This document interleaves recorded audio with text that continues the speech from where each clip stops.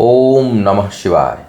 मैं हूं ज्योतिष पंडित दीपक दुबे और उपस्थित हूं आपके साथ नए वर्ष का राशिफल लेकर। सबसे पहले ढेर सारी शुभकामना आप सभी को नए वर्ष की।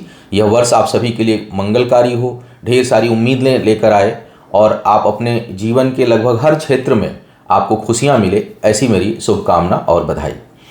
अब बात करूंगा मैं आज कि क्या जो है वो आपके लिए नए वर्ष में सितारे कह रहे हैं। एक एक करके हर राशियों की बात करेंगे, लेकिन सबसे पहले जो नए दर्शक हैं उनको मैं बता दूं कि जो यह राशिफल मैं बताने जा रहा हूं यह लग्न राशि पर आधारित है। इसके लिए चंद्र राशि, नामाक्षर, सूर्य राशि इत्यादि को आधार ना माने, बल्कि अपने लग्न राशि को आधार माने।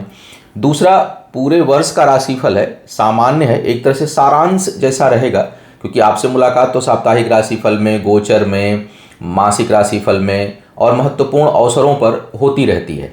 लेकिन एक वर्ष का जैसे होता है कि भाई एक सामान्य एक दृष्टि डाल लिया जाए कि भाई ये वर्ष किस प्रकार का परिणाम किस किस क्षेत्र में देने वाला है। चाहे हमारा स्वास्थ्य का मैटर हो, चाहे हमारे कैरियर का मामला हो, आर्थिक मामले हो, रिश्तों का मामला हो, कोई सुख दुख की संभावना हो, उसको जो है और किस क्षेत्र में हमें सावधानी रखनी है और किस क्षेत्र में हमको मजबूती से आगे बढ़ना है, तो इन चीज़ों को ध्यान दिया जाएगा राशिफल में।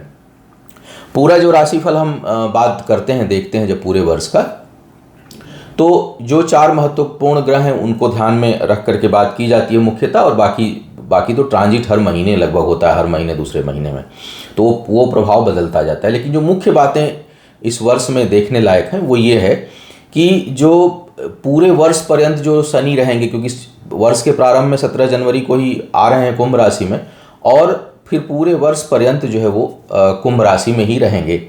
राहु केतु मेष और तुला में है, और ये 29 नवंबर तक, यानी लगभग ये भी 11 महीनों तक, 12 में से 11 महीने तक यह मेष और तुला राशि को प्रभावित करेंगे। अंतिम माह में यह जो है वो मीन और कन्या को प्रभावित करेंगे, तो लगभग इनका प्रभाव भी मेष और तुला पर पूरी तरह से बना रहेगा। बृहस्पति देव जो हैं वो पहले क्वार्टर में अप्रैल तक पहले जो 4 महीने हैं शुरुआत के, लगभग 22 अप्रैल तक मीन राशि में है, स्वराशि में, और उसके बाद पूरे वर्ष पर्यंत तक जो बाकी के 8 महीने हैं उसमें वह मेष राशि में गोचर करेंगे। तो इन सभी का ध्यान रखा जाएगा। दूसरा, जो साढ़े साती का प्रभाव है, वैसे तो मैंने अलग अलग वीडियो साढ़े साती पर, ढैया पर मैंने दे दिया है, लेकिन जो साढ़े साती का प्रभाव रहने वाला है इस पूरे वर्ष पर्यंत, वह मकर, कुंभ और मीन राशि पर रहेगा। मकर का अंतिम, कुंभ का मध्य और मीन राशि के लिए साढ़े साती इस वर्ष प्रारंभ हो जाएगी। ढैया का जो प्रभाव रहने वाला है वह इस पूरे वर्ष पर्यंत वह कर्क राशि पर और वृश्चिक राशि पर रहेगा। एक चीज़ और, इस हर वर्ष की भांति मैं दे रहा हूँ, चूँकि आप लोग जानते हैं, जो लोग मेरे एग्जिस्टिंग क्लाइंट हैं, मेरे यहाँ जो मंदिर है, आश्रम है, वहाँ आप लोगों के लिए पूजा अनुष्ठान होता रहता है। 9 वर्ष पर भी पूरे 9 वर्ष के मंगल कामना के लिए हवन यज्ञ और अनुष्ठान का विधान किया जा रहा है। पिछली बार और उसके पहले कम समय के लिए किया गया था, तो अनुभव ऐसा आया कि अधिक लोग प्रयास चाहते हैं कि हमारे नाम से, हमारे पूरे घर परिवार के नाम से पूजा हवन नए साल के मंगल कामना के लिए हो जाए। तो इस बार 25 दिसंबर से 15 जनवरी तक पूरा 20 दिन का समय रहेगा, जिसमें किसी भी दिन अपने सुविधा अनुसार आप अपने लिए दिन सुरक्षित कर सकते हैं। और यह सामूहिक नहीं होगा, बल्कि इंडिविजुअल के लिए, उसके परिवार के लिए, कल्याण के लिए पूजा और हवन का विधान किया जा रहा है, जो 1 दिसंबर से हमारी साइट पर उसकी बुकिंग प्रारंभ हो जाएगी, आप उसको बुक कर सकते हैं। अब एक एक करके राशियों का हाल जानेंगे कि क्या कह रहे हैं सितारे इस महीने, इस वर्ष में आपके लिए। बात करते हैं कन्या लग्न राशि वालों के लिए। जिनकी लग्न राशि कन्या है उनकी क्या स्थिति रहेगी 2013 में, ग्रहों की क्या स्थिति है, पूरे वर्ष के लिए सारांश क्या है, किन बातों का ध्यान रखना है और किन बातों पर सावधानी रखनी है, कहाँ पर अप्रोच अधिक करना है और कौन सा क्षेत्र मजबूत है जहां आपको बहुत चिंता करने की जरूरत नहीं है, बल्कि वहां निरंतरता बनाए रखने की आवश्यकता है। सबसे पहले अगर बात करूं कन्या लग्न के जो जातक हैं उनके स्वास्थ्य की, तो पूरे वर्ष पर्यंत शनि आपके 6ठे भाव में और राहु लगभग आपके पूरे वर्ष पर्यंत अष्टम भाव में, बृहस्पति पहले सप्तम में और फिर अष्टम में, यानी पेट से संबंधित समस्या जो है आपको परेशान करने वाली है इस वर्ष में। जिन लोगों को भी ओबेसिटी की समस्या है, थायराइड की समस्या है, लीवर से संबंधित प्रॉब्लम्स हैं, वो इंक्रीज़ कर सकती है और कुछ लोगों की शुरू भी हो सकती है। तो आपको चाहिए कि थोड़ा अपने सेहत का विशेष ध्यान रखें। खान पान में बहुत अधिक सावधानी, रूटीन मेंटेन रखिए, क्योंकि ये जो क्षेत्र है वो ऐसा परेशान हो सकता है आपका मध्य निचला हिस्सा शरीर का, कि जो आपको इस वर्ष जो है वो इरिटेट करके रख सकता है। विशेष करके अगर इन्हीं ग्रहों की दशा अंतर्दशा हुई तो समस्या और बढ़ जाती है फिर तो। गोचर में भी जो ग्रह हैं अपने स्थान का प्रभाव देंगे ही देंगे। तो तैलीय पदार्थ, मीठी चीज़ें, जो भी चीज़ें जो गरिष्ठ राहु और शनि के प्रभाव को बढ़ाती हों, खट्टे पदार्थ, इन सब चीज़ों के सेवन में कमी लाएं, ताकि जो है वो सेहत बेहतर रहे। सेहत का क्षेत्र जो है वो थोड़ा सा कंसर्न बना रहा है आपके लिए। बाकी कोई मेजर प्रॉब्लम होने की संभावना उतनी नहीं है, लेकिन छोटी छोटी समस्याएं जो है वो आपको परेशान करती रहेंगी। अब कन्या लग्न वालों के लिए जो मुख्य मार्केश ग्रह होते हैं वो मंगल हो जाते हैं। तो मंगल की अगर दशा अंतर्दशा आपकी है और उसमें कहीं गुरु का अंतर, उसमें बुध का अंतर प्रत्यंतर आ रहा है, तो स्वास्थ्य का विशेष आपको ध्यान और अधिक रखना चाहिए। शनि राहु का प्रभाव हुआ तो बहुत सीवियर प्रॉब्लम नहीं होगी, लेकिन कुछ ना कुछ समस्या लगी रहेगी। ऐसे संकेत जो है इस वर्ष के लिए सितारे दे रहे हैं। अब बात किया जाए करियर के दृष्टिकोण से। करियर के दृष्टिकोण से यह वर्ष कुछ विशेष प्रभाव लेकर आ रहा है। विशेष करके जो वर्ष का प्रारंभ है उसमें कुछ अच्छी उपलब्धि आपके लिए मिल रही है, चाहे आप नौकरी पेशा हो और चाहे व्यापार के क्षेत्र में हो। व्यापार के क्षेत्र में हो तो भी आपके कार्य व्यापार का विस्तार होता हुआ दिखाई दे रहा है। नए आयाम खुलेंगे, कार्य व्यापार में अच्छी वृद्धि है, संसाधन इकट्ठा करने में आपको आसानी होगी। कई बार हम अपने बिजनेस को बढ़ाने के लिए संसाधनों को एकत्र करना चाहते हैं और प्राप्त करना चाहते हैं, तो उस दृष्टिकोण से यह वर्ष काफ़ी अनुकूल है। शुरुआत में पद प्रतिष्ठा में वृद्धि के भी अच्छे आसार दिखाई दे रहे हैं। अप्रैल के बाद का भी जो समय है वह नौकरी पेशा लोगों के लिए स्थान परिवर्तन का हो सकता है, कि आपके कार्यस्थल पर परिवर्तन हो, और वो थोड़ा बहुत सुखद स्थिति उत्पन्न नहीं करेगा। कुछ आपको मानसिक परेशानी, भटकाव यह दे सकता है, लेकिन आय में निरंतरता बनी रहेगी, इनकम कंटिन्यू रहेगी। और जो काम की अधिकता है वो जरूर थोड़ा सा अधिक आप महसूस कर सकते हैं, थका देने वाला हो सकता है, लेकिन आय में निरंतरता रहे, ऐसे संकेत हैं।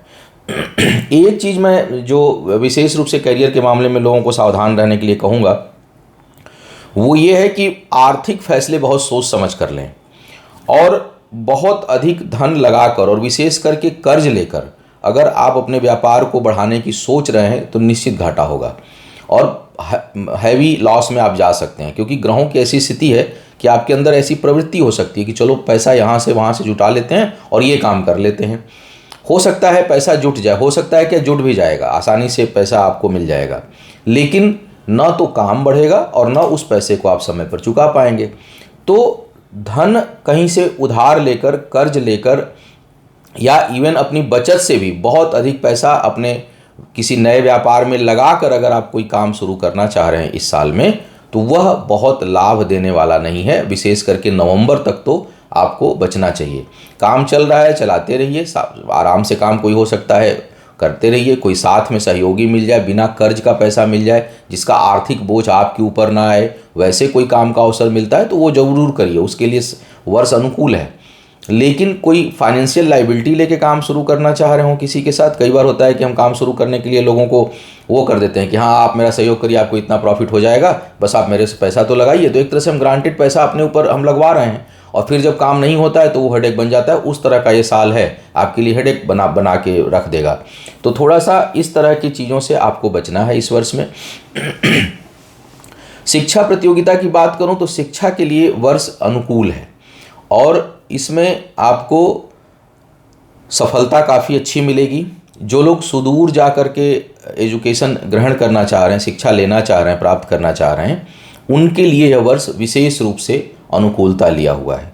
बुद्धि के बल पर लाभ का योग है, शिक्षा प्रतियोगिता में सफलता का योग है, और अपनी बौद्धिक क्षमता के बल पर आप और अधिक गेन करेंगे, इसके संकेत काफ़ी स्पष्ट रूप से मिल रहे हैं। जो लोग उच्च शिक्षार्थी हैं उनके लिए यह वर्ष और उपयोगी दिखाई दे रहा है। वर्ष का प्रारंभ भी बहुत अच्छा है, फिर मध्य थोड़ा सा डाउन रहेगा, और उसके बाद जो अंतिम हिस्सा है वो भी काफ़ी प्रभावशाली है। तो कुल मिलाकर के इस वर्ष में एजुकेशन के लिए यह समय काफ़ी अच्छा दिखाई दे रहा है। संतान प्राप्ति के जो लोग की जो इच्छा कर रहे हैं उनके लिए भी यह वर्ष अनुकूलता लिया हुआ है, और अगर आप प्लानिंग करते हैं तो वो वर्ष के प्रारंभ से भी कर सकते हैं और पूरा वर्ष उसमें जो है अनुकूलता दर्शा रहा है, उसमें कहीं कोई बहुत दिक्कत नज़र नहीं आ रही है। प्रेम संबंधों की जहाँ तक बात करूँ तो जिन लोगों को अभी कठिनाई हो रही थी, कई लोगों का प्रेम संबंध रिश्ता स्थिर होते होते रुक रहा था, उसमें अस्थिरता थी, उसमें कई बार वैचारिक मतभेद हो रहा होगा, कई बार जो है वो परिस्थिति जन्य समस्याएं उत्पन्न हो रही होंगी, लेकिन किसी न किसी कारण से स्थिरता का अभाव रहा होगा, उनके लिए अब राहत इस वर्ष में रहेगी। जनवरी के अंतिम जब शनि हटेंगे तब से लेकर के अप्रैल के मध्य तक तो विवाह इत्यादि करने के लिए काफ़ी अच्छा अवसर यह वर्ष बना रहा है। तो जो लोग विवाह के योग्य हैं वो अगर करना चाह रहे हैं तो वर्ष का प्रारंभ यानी फरवरी, मार्च और लगभग आधा अप्रैल आपके लिए विवाह के लिए दस्तक दे रहा है, तो आप उसमें आगे बढ़ सकते हैं। उसके बाद वाला जो समय है वो उतना अच्छा नहीं है, उसमें बात तो हो सकती है, चीज़ें हो भी जाएंगी, हो सकता है कहीं कुछ लोगों को बहुत आकर्षित करने वाले रिश्ते दिखाई पड़ें कि बड़ा लाभ इसमें है, तो बड़ा अच्छी प्रोफाइल आ रहा है, लेकिन मुझे लगता है कि सप्तमेश उस समय अष्टम भाव में वो भी राहु के साथ रहेंगे, तो बेहतर होगा कि अप्रैल के बाद जो है वो अगर बहुत इमरजेंसी या बहुत सभी चीज़ें, क्योंकि ज्योतिष 100% शास्त्र नहीं है, और भी चीज़ों को देखना होता है, और परमानेंट कुंडली में ग्रह गोचर कैसे हैं उनको भी देखना होगा, फिर विवाह कैसे कब कर रहे हैं, मुहूर्त क्या है उस टाइम पे उसको भी देखना होता है, तो वो सारी परिस्थितियां अगर अनुकूल हों तभी करिएगा, अन्यथा सलाह नहीं है अप्रैल के बाद इस वर्ष विवाह करने की, ज्योतिषीय सलाह नहीं है। एक अगर साल की मैं बात करूं तो बाकी विषम परिस्थितियों में तो लोग निर्णय लेते ही हैं तमाम तरह के, लेकिन वो कोई बहुत अच्छा डिसीजन नहीं होगा, मुझे ऐसा लगता है। प्रेम संबंधों के मामले में वर्ष सामान्य रोल अदा करेगा, बहुत उसमें कोई अच्छाई और बुराई नहीं दिखाई दे रही है, बहुत उतार चढ़ाव नहीं दिखाई दे रहा है, उस मामले में जो है वो थोड़ा सा सामान्य वर्ष दिखाई दे रहा है। संपदा लेना चाहते हैं, संपत्ति इत्यादि खरीदना चाह रहे हैं, तो उसके लिए अप्रैल के बाद का समय अनुकूल बन रहा है आपके लिए, और वो भाग्यशाली समय होगा। अगर कोई ज़मीन जायदाद खरीदते हैं तो उसमें शुभता रहेगी, स्थिरता रहेगी, लंबे समय तक वह आपके साथ बना रहेगा और वह भाग्यशाली आपके लिए होगा, तो उस दृष्टिकोण से जो है वो अप्रैल के बाद का समय ठीक लग रहा है, उधर आप प्रयास कर सकते हैं। फिर भी मैं आपको बताऊं कि ज़मीन जायदाद लेते समय जब आप बुकिंग कराते हैं उस समय का मुहूर्त अवश्य देखना चाहिए, और जब आप गृह प्रवेश करते हैं या कंस्ट्रक्शन प्रारंभ करते हैं, अगर आपने कोई प्लाट लिया हुआ है तो उस समय का मुहूर्त अवश्य देखना चाहिए। बाकी जो है वो बाकी तो ऑनगोइंग प्रोसेस है, लेकिन फर्स्ट टाइम बुकिंग करते समय, कंस्ट्रक्शन करते समय और गृह प्रवेश करते समय इस समय आपको ध्यान देना चाहिए। आजकल बने बनाए फ्लैट लोग लेते हैं तो बुकिंग करते समय देख लीजिए और गृह प्रवेश करते समय देख लीजिए, मुहूर्त का ध्यान रखिए। और विशेष बात जो इस वर्ष में आपके लिए दिखाई दे रही है वह एक सबसे अधिक सावधानी का क्षेत्र है कि फाइनेंशियल डिसीजन जो है वो उकताहट में निर्णय ना लें। कोई व्यापार, कार्य व्यापार प्रारंभ अगर झटके से करना चाह रहे हों तो हालांकि बृहस्पति की स्थिति शुरू में अच्छी है अप्रैल तक, लेकिन उसके बाद का समय उतना अनुकूल नहीं है, लेकिन फिर भी अगर आप प्रारंभ करना चाह रहे हैं चाहे वो बृहस्पति के टाइम पर या उसके बाद, तो थोड़ा सा निर्णय बहुत सोच समझ कर और ठंडे दिमाग से लें, क्विक डिसीजन ना लें। रात में जो चीज़ सोचते हैं उसको सुबह इंप्लीमेंट ना करें, बल्कि दिन में जो सोचते हैं उसे इंप्लीमेंट करें। ये सूत्र बता दे रहा हूँ, क्योंकि ग्रहों की स्थिति ऐसी है कि आप रात में जो प्लानिंग बनाएंगे तो पहले तो सुबह जल्दी वो एग्जीक्यूट नहीं होगा, दूसरा अगर होता भी है तो उसके गलत होने के चांसेस बहुत ज़्यादा रहेंगे, तो आपको उससे बचने की सलाह है। इस वर्ष अगर मैं सावधानी की बात करूं कि आपको, तो स्वास्थ्य के लिए सिर्फ प्रारंभ में ही मैं बताया कि भाई खान पान पे शनि, राहु और बृहस्पति से संबंधित जो भी खाद्य पदार्थ हैं, तेल है, मीठा है, पीली वस्तुएं हैं, खट्टी वस्तुएं हैं, गरिष्ठ वस्तुएं हैं, इनको खाने में परहेज या कम मात्रा में इनका प्रयोग करना है, इसका आपको ध्यान रखना है। पानी अधिक पीते रहा करें। व्यापार, कार्य व्यापार में वृद्धि के दृष्टिकोण से अगर मैं देखूं तो वर्ष सामान्य, कोई बहुत अधिक कोई ग्रह आपको प्रभावित नकारात्मक प्रभाव में नहीं ले रहा है, अतः चीज़ें जो है वो चलती रहेंगी।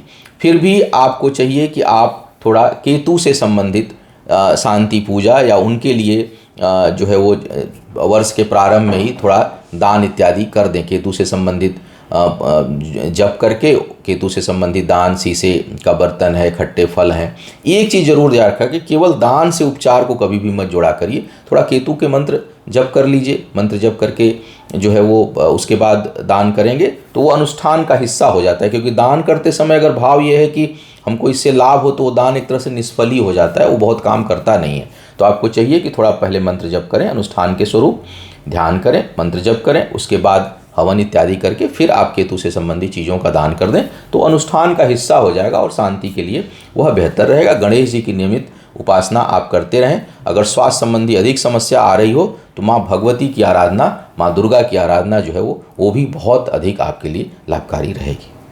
तो यह था इस वर्ष का सारांश, एक सारांश स्वरूप लेखा जोखा इस वर्ष के लिए आपके लिए कि किस प्रकार के ग्रह जो है वो संभावित परिणाम देने की ओर संकेत कर रहे हैं।